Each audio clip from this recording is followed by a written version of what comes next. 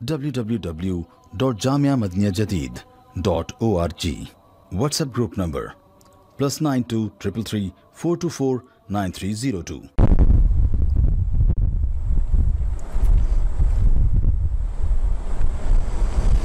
الحمدللہ رب العالمین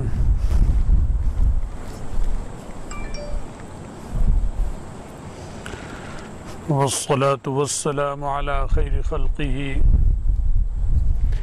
سیدنا و مولانا محمد وآلہ واصحابہ اجمعین، اما بعد۔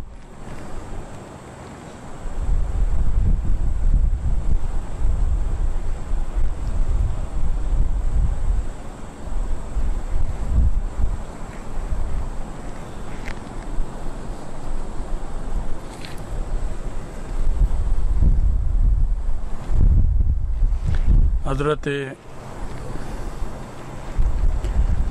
جابر رضی اللہ عنہ سے روایت ہے،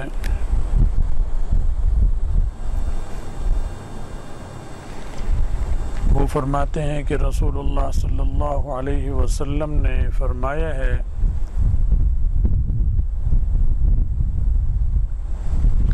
یود اہل العافیۃ یوم القیامہ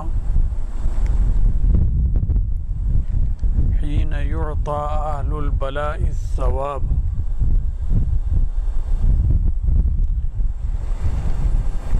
کہ آخرت میں جن لوگوں کو دنیا میں مشکلات پیش آئیں، آزمائشیں، تکلیفیں اور مصائب سے گزرے، بیماریاں یا جانی اور مالی نقصان، ایسی چیزیں جن کو دنیا میں پیش آئیں، تو جب انہیں آخرت میں اللہ تعالیٰ ان تکلیفوں کا بدلہ دیں گے، ثواب انہیں دیں گے، جب اجر اور ثواب ملے گا، تو جو اہل عافیت ہوں گے دنیا میں کہ ایسے لوگ جنہوں نے آرام کی، آسائش کی زندگی گزاری ہوگی، ایسی تکلیفوں سے جو نہیں گزرے، وہ اس وقت تمنا کریں گے ان لوگوں کا اجر اور ثواب دیکھ کر کہ انہیں کتنی کتنی بڑی نعمتوں سے نوازا جا رہا ہے، کتنی کتنی بڑی سلطنتیں ان کو دی جا رہی ہیں، محلات کتنے بڑے دیے جا رہے ہیں، درجہ کتنا اونچا دیا گیا ان کو۔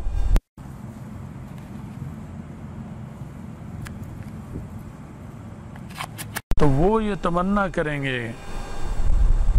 لو ان جلودہم کانت قرضت فی الدنیا بالمقارض، کہ کاش دنیا میں ہماری جو جلدیں ہیں، چمڑی، کھال ہماری قینچیوں سے کاٹی جاتی ہے، ہمیں ان تکلیفوں سے گزارا گیا ہوتا تو آج ہم بھی اس قسم کے اجر ثواب اور یہ نعمتیں اور یہ خوشیاں اور مسرتیں جو ان لوگوں کو دی جا رہی ہیں، اور ہر چیز میں ان کا خصوصی اکرام ہے، اعزاز ہے، خاص پروٹوکول ہے جسے کہتے ہیں، وہ ان کو مل رہا ہے۔ حالانکہ انہیں بھی پروٹوکول مل رہا ہوگا، وہ بھی نیک لوگ تھے، برے تو نہیں تھے، وہ مسلمان ہی ہیں، لیکن وہ جو دیکھیں گے کہ درجہ اتنا عظیم ان کو دیا گیا، راحتیں اس قدر اور عزت اور اعزاز ہر موقع پر، تو وہ یہ تمنا کریں گے کہ کاش ہمارے ساتھ تو ایسا ہوا ہوتا کہ ہماری جو چمڑی ہے یہ قینچیوں سے کاٹی جاتی، تو ہمیں بھی اللہ تعالیٰ اس سے بھی بڑے درجے یا اس جیسے درجے ہمیں بھی ملتے ہیں، تو وہاں جا کے انہیں یہ تمنا ہوگی۔ حدیث شریف میں آتا ہے حضرت عامر الرامی یہ فرماتے ہیں رضی اللہ عنہ، رامی کا مطلب تیر انداز، تو یہ صحابی ہیں، تیر بہت پھینکتے ہوں گے، نشانہ بڑا زوردار ہوگا، تو ان کے ساتھ رامی لگ گیا۔ یہ ان کے اعزاز تھے، صحابہ کے اعزازات اس قسم کے تھے۔ کسی کے ساتھ آئے گا شہید بدرن، یہ اس کا اعزاز ہوگا، یہ صحابی ہیں جو بدر میں موجود تھے۔ کسی کا آئے گا خندق میں موجود تھے، کسی کا آئے گا احد میں تھے، کسی کا اعزاز ہوگا کہ دونوں غزووں میں تھے، تینوں غزووں میں تھے۔ یہ ان کے اعزازات تھے۔ کسی کے ساتھ یہ نہیں آ رہا کہ یہ کرکٹ کا کھلاڑی تھا، یہ ہاکی کا کھلاڑی تھا، یہ بلے باز تھا، یہ فٹ بال کا کھلاڑی ہے، کوئی ایسے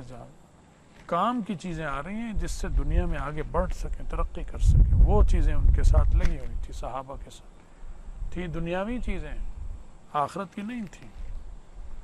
فائرنگ اور نشانہ بازی زمین پر ہی کی جاتی ہے اور بندوق سے ہی کی جائے گی۔ وہی کرتے تھے جس سے کافر کرتے تھے، اس سے یہ بھی کرتے تھے۔ جن تلواروں نیزوں سے کافر لڑتے ہیں اسی سے یہ مسلمان، یہ صحابہ بھی لڑتے تھے۔ لیکن لڑنے کا اور نیت کا فرق ہوتا ہے، وہ کس مقصد کے لیے اور وہ کس مقصد کے لیے، دونوں سے زمین آسمان کا فرق ہو گیا۔ تو یہ ان کا اعزاز بتایا جاتا تھا، صحابہ کی یہ اعزازات تھے۔ آج مسلمان ان اعزازات سے محروم ہیں، بلکہ ان اعزازات سے ڈرتے ہیں۔ عام طور پر مسلمان ممالک کے سربراہان، ان کی فوجیں جہاد کے نام سے گھبراتے ہیں۔ افراد اور اشخاص تو ان میں بھی ہوں گے جن میں یہ جذبہ ہوگا، بحیثیت مجموعی تو ان کا ٹانگیں کانپنے لگتی ہیں۔ لڑائی جہاد آسان کام تھوڑی ہے، گھر بھی چھوڑنا، جنگل اور مچھر،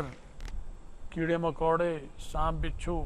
وہیں سونا، وہیں جاگنا، وہیں لیٹنا، وہیں بیٹھنا، وہیں کھانا پینا، دن اور رات، آسان چیز تو نہیں ہے۔ کافر بھی یہ مشقتیں جھیلتا ہے، بڑے سخت کام جھیلتا ہے۔ دیکھا جائے تو وہ بھی کم قربانی نہیں دیتا ہے، ایسے قربانی ہے وہ بھی دیتا ہے، پیسہ بھی خرچ کرتا ہے، جان اور مال بھی خرچ کرتا ہے، لیکن اس کی نیت اور ہوتی ہے، مقصد اور ہوتا ہے۔ یہی صحابہ بھی کرتے تھے۔ تو تھے دونوں دنیا ہی میں تھے، جیسے دنیاوی اوزار آلات وہ استعمال کرتے تھے، جیسے دنیاوی تدبیریں، فوجی تدبیریں، جنگی تدبیریں، خندق بنانا، مورچہ بنانا وہ کرتے ہیں، ایسے ہی مسلمان بھی کرتے ہیں، اسی دنیا میں تھے۔ وہ بھی پتے اگر کسی وقت کھاتے ہیں تو یہ بھی پتے کھاتے ہیں، لیکن یہ اللہ کے راستے میں، وہ دنیا اور شیطان اور طاغوت کے راستے میں، سب قربانیاں ان کی بیکار، اور الٹا عذاب اور وبال آخرت کا بھی دنیا کا بھی انہیں ملتا ہے۔ تو یہ روایت فرماتے ہیں کہ رسول اللہ صلی اللہ علیہ وسلم نے ایک بار بیماریوں کی اجر اور ثواب کا ذکر فرمایا۔ ذکر رسول اللہ صلی اللہ علیہ وسلم الاسقام، اور فرمایا کہ ان المؤمن اذا اصابہ سقمن یا سقمن، سقمن، تو جب اس کو کوئی بیماری پہنچتی ہے مومن کو، ثم عافاہ اللہ عز وجل منہ، پھر اس بیماری سے اللہ اس کو نکال لیتے ہیں، تندرستی ملتی ہے، اس کو شفا نصیب ہو جاتی ہے۔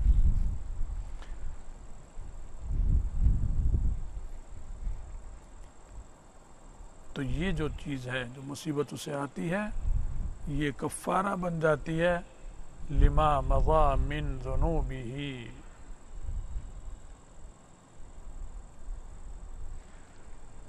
جو اس کے گناہ گزرے ہیں،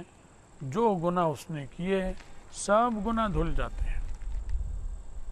صاف ہو جاتے ہیں، بالکل پاک صاف ہو جاتا ہے، گناہ جھڑ جاتے ہیں، اللہ صاف کر دیتا ہے اس کو۔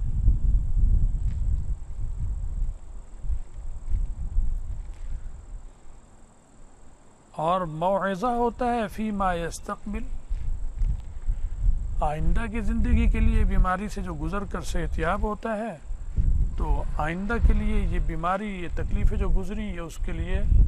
نصیحت بن گئی، کیونکہ اس سے گزرنے کے بعد وہ سوچتا ہے کہ پھر آ سکتی بیماری کسی وقت بھی، نامعلوم کب جانا پڑ جائے دنیا سے، تو وہ اچھے کام میں پہلے سے زیادہ کوشش کرتا ہے اور برائیوں سے بچنے کی بھی پہلے سے زیادہ کوشش کرتا ہے۔ تو ماضی کے اعتبار سے بھی یہ برائی اس کے لیے، بیماری جو ہے، مصیبت اس کے لیے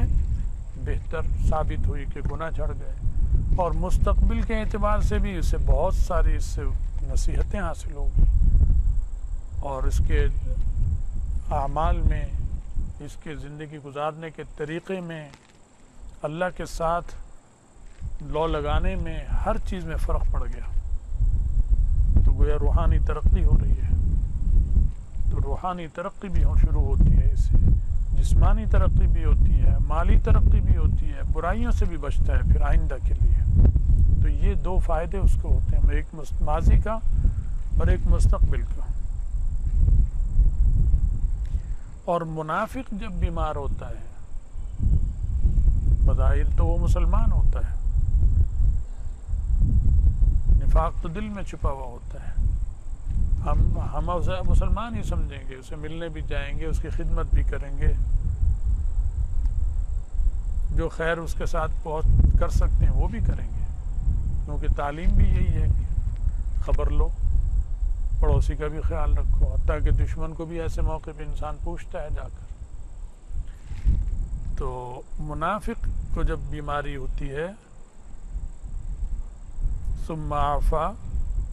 پھر اسے صحت ملتی ہے، تو پچھلے گناہ تو جھڑتے نہیں اس کے، وہ تو ویسے ہی باقی ہیں، کیونکہ وہ تو مسلمان نہیں، کافر ہے، اور اندر سے دل میں اس کے خباثتیں ہیں، رجوع اللہ کی طرف ہے ہی نہیں، دل خبث سے بھرا ہوا ہے۔ اگر تو اس کا نفاق اعتقادی ہے پھر تو وہ کافر ہے، جیسے قادیانی یا ان جیسے اور جو بھی ہوتے ہیں، اور اگر اس کا نفاق عملی ہے، اعتقادی نہیں ہے، تو اس کا معاملہ اس کی نسبت ہلکا ہوگا جو اعتقادی منافق ہے، لیکن جب تک توبہ نہیں کرے گا گناہ تو گناہ چلتا رہے گا،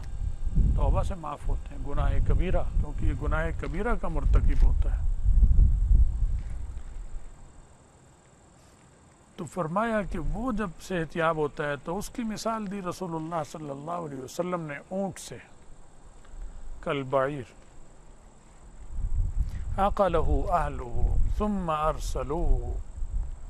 کہ اس کے مالک نے اس کو باندھ دیا، نکیل ڈال کے باندھ دیتے ہیں نا، کبھی کھونٹی سے باندھ دیا پھر کبھی چھوڑ دیا، تو جسے پکڑ کے باندھ دیا پھر اسے چھوڑ دیا۔ تو جانور کو باندھ دو تو وہ ذرا اس میں قید میں آ جاتا ہے، اس کا جی چاہتا ہے میں آزاد رہوں، پابند رہنا تو کسی کو بھی پسند نہیں ہے۔ تو اس کی بیماری ایسے ہی ہے جیسے کہ کسی نے اونٹ کو پکڑ کر باندھ دیا کھونٹی سے، اب وہ یوں لوٹتا ہے، کبھی ادھر کھینچتا ہے کبھی ادھر کھینچتا ہے، جا تو سکتا نہیں، واپس کھونٹی کے پاس ہی آتا ہے، چاہتا ہے کہ جان چھوٹ جائے، نکل جاؤں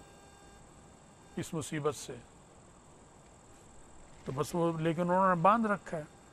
پھر انہوں نے چھوڑ دیا۔ تو اس اونٹ کو پتہ ہی نہیں ہوتا کہ لما عقلوہ ولما ارسلوہ، مجھے باندھا کیوں تھا مالک نے اور چھوڑا کیوں ہے مالک نے، اس سے اسے کوئی نہیں، بس بند گیا تو چاہتا ہے چھوٹ جاؤں، کیوں باندھا ہے یہ نہیں پتا، جب آزاد ہو گیا تو یہ بھی نہیں پتا کہ چھوڑا کیوں ہے انہوں نے. تو یہ اس کی مثال منافق کی ہوتی ہے. منافق کی مثال اونٹ کی ہوتی ہے. اگر اس پہ کوئی مصیبت تکلیف بیماری آئے تو نہ اس کا کفارہ ہوتا ہے پچھلے گناہوں کا، نہ اسے آخرت کے لیے مستقبل کے لیے کوئی اسے نصیحت اس سے حاصل کرتا ہے. بس جیسے پہلے تھا ویسے ہی اب بھی ہے. اسے پتہ ہی نہیں کہ مجھے کیوں باندھا گیا، مجھے کیوں چھوڑ دیا گیا. مومن کو ہوتا ہے کہ مجھے اللہ کی طرف سے تکلیف آئی ہے، وہ امید رکھتا ہے کہ اللہ سے انشاءاللہ اس پہ مجھے اجر ملے گا، میرے گناہ معاف ہوں گے. پھر جب وہ تندرست ہوتا ہے تو وہ بڑا شکر کرتا ہے اللہ کا، اور پھر آخرت کی مزید تیاری کرتا ہے، دنیا کے معاملات بھی درست کرتا ہے. تو اس کو دو ڈبل فائدے ہو رہے ہیں اسے، اور اس کا کچھ بھی حال نہیں. تو یہ گفتگو جب رسول اللہ صلی اللہ علیہ وسلم فرمائی آپ نے، تو ایک صاحب وہاں بیٹھے تھے، انہوں نے کہا یا رسول اللہ ومل اسقام، کہ حضرت کہ یہ اسقام کیا چیز ہے. تو مطلب یہ تھا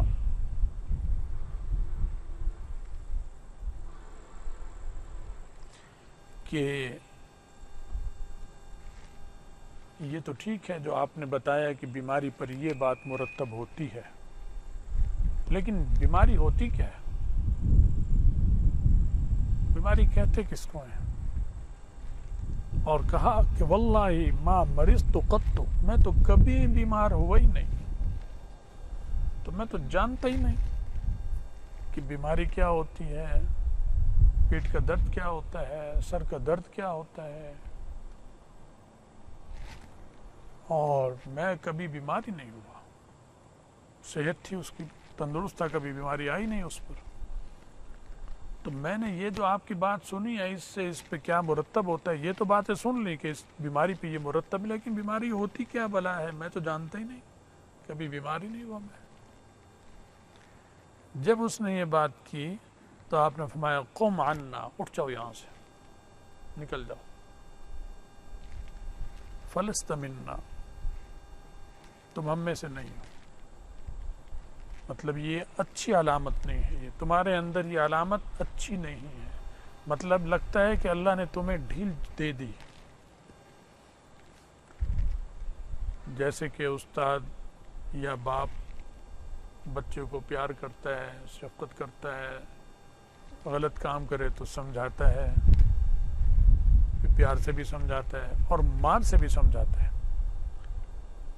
اس مار کا، اس ڈانٹ کا فائدہ کیا ہوتا ہے؟ وہ ٹھیک ہوتا ہے، اصلاح ہوتی ہے اس کی. تو وہ ڈھیل نہیں چھوڑتا اسے. اگر خدا نخواستہ کوئی سرکش نافرمان ہو جائے، آنکھ ہو جائے، تو پھر باپ یا جو بھی استاد بھی بڑا ہوتا ہے وہ اس کو اس کے حال پہ چھوڑ دیتے ہیں، جاؤ اب اصلاح ہوگی، روکنے والا تو ہے ہی نہیں اب کوئی، اب روک ٹوک کچھ نہیں ہو رہی، اب تو اس کے لیے اور حالات خراب ہو گئے. تو تجھے تیرے حال پر جو چھوڑنا ہے، لگ رہا ہے کہ جیسے اللہ نے تجھے تیرے حال پر چھوڑ دیا.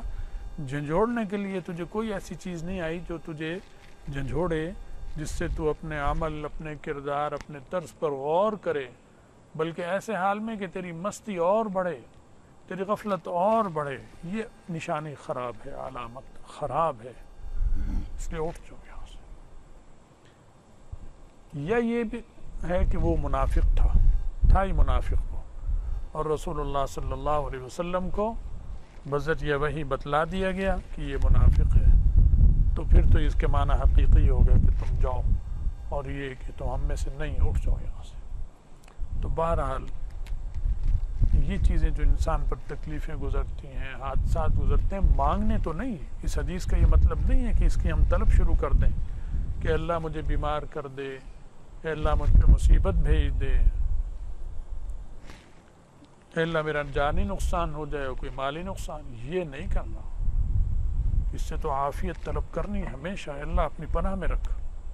کسی کو ایسے حال میں دیکھیں تو یہ بھی یہی کہ اللہ اس کو اس سے نکال، اس کی مدد فرما اور ہمیں بچائے رکھیے. یہ تعلیم ہے، طلب اور اس کی نہیں کرنی. ہاں اگر آ جائے یہ خدا نخواستہ بیماری آ گئی، مصیبت آ گئی، حادثہ آ گیا، جانی مالی نقصان ہو گیا، تو پھر یہ کرنا ہے کہ صبر کرے، بے صبر اپن نہ کرے، صبر سے کام لے اور اللہ سے مدد طلب کرتا رہے، شفا اور صحت طلب کرتا رہے، مصیبت کا دفع ہونا اور اس سے نجات طلب کرتا رہے، مانگتا رہے اللہ سے۔ پھر جب اللہ کو جتنی مقدر ہوگی انشاءاللہ عافیت عطا کرتے رہیں گے اسے۔ اور اسی بیماری میں مر گیا اگر، تو پھر تو آخرت کے اجر ثواب جو وعدے ہیں وہ تو ہو ہی رہے ہیں کہ اتنے اجر ملیں گے کہ جو لوگ جنہیں یہ چیزیں نہیں گزری وہ تمنا کریں گے کہ ہم پر تو اس سے بھی زیادہ بڑی مصیبت اللہ آئی ہوتی دنیا میں، تو ہمیں بھی یہ چیزیں ملتی ہیں، اعزاز ملتا۔ تو یہ وہ باتیں ہیں جو رسول اللہ صلی اللہ علیہ وسلم بتلا رہے ہیں کہ یہ نبی جیسی ذات ہی بتا سکتی ہے، کوئی اور نہیں بتا سکتا، کیونکہ یہ تجربات سے بھی اس چیز کی تحقیق نہیں ہو سکتی، آلات سے، دوربینوں سے، خوردبینوں سے بھی اس کی تحقیق نہیں ہو سکتی کہ اس سے جھانک لیا سائنسدانوں نے، ڈاکٹروں نے اور حکیموں نے، کیمیا سے بھی نہیں ہو سکتی کہ کوئی کیمیکل انہوں نے جوڑے ملائے اور کیمیکل کے ملانے اور جوڑنے سے یہ چیز بن کر سامنے آ گئی، نہیں، یہ تو نہیں معلوم ہو سکتا۔ یہ تو قلوب پر اللہ کی طرف سے یہ راز اور یہ علوم آخرت کی چیزیں اتاری جاتی ہیں انبیاء علیہ السلام کے، اور وہ پھر ہمیں بتاتے ہیں۔ تو یہ جو آپ نے 2 حدیثیں سنی، یہ معمولی چیز تھوڑی ہے، یہ کسی صورت بھی معلوم ہو ہی نہیں سکتی تھی یہ باتیں اگر نبی علیہ السلام یا انبیاء علیہ السلام نہ بتائیں، تو یہ چیزیں نہیں معلوم ہو سکتی تھی۔ اور اسی طرح ان لوگوں کو بھی معلوم نہیں ہوں گی جو اب بھی موجود ہیں یا پہلے بھی تھے لیکن اسلام کو جانا ہی نہیں انہوں نے، زندگی کفر پر گزر گئی یا گزر رہی ہے اور کفر پر ہی مر جائیں گے، انہیں بھی ان قیمتی چیزوں کا باتوں کا کچھ پتہ نہیں، چاہے وہ ڈاکٹر ہی ہو، چاہے حکیم ہو، طبیب ہو، لیکن اسلام سے کوئی تعلق نہیں اس کا، اسے ان چیزوں کی ہوا بھی نہیں ہے کہ اتنی قیمتی باتیں، اتنی اہم چیزیں جو ہمیں اور آپ کو اللہ تعالیٰ نے ایمان کی برکت، ایمان کی طفیل نصیب کر دی، اور یہ بہت بڑے بڑے علوم ہیں، یہ آپ کو ان مدارس سے حاصل ہو رہے ہیں اللہ تعالیٰ، کیونکہ یہ مدرسے انبیاء علیہ السلام کے قائم کیے ہوئے مدرسوں کی شاخ ہیں، اس لیے یہاں ایسے علوم اور معرفت اور عرفانیات وہ چیزیں ملتی ہیں جو انسان تجربے سے، مشاہدے سے، آلات کے زور پر، دوربینوں سے، خلائی